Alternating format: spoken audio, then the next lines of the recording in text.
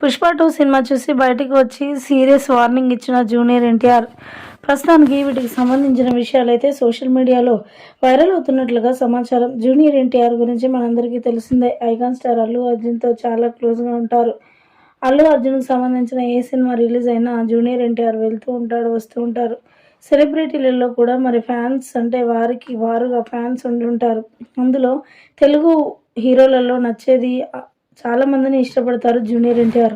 అందులో మరి icon star Allu అర్జున్‌ని కూడా ఇష్టపడడం సంతోషకరమైన విషయమనే చెప్పాలి. అల్లు అర్జున్ 'పుష్ప 2' సినిమా తీస్తుండడంతో ఎంతో సంతోషించారట జూనియర్ ఎన్టీఆర్.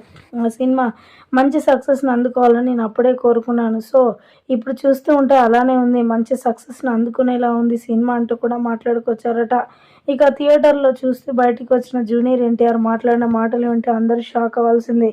ఎవడ్రా ఈ సినిమా బాగలేదని చెప్పింది? 'పుష్ప 2' సినిమా ఆఫ్టర్ మరి మంచి సూపర్ హిట్‌ని అందుకుంటుంది ఖచ్చితంగా.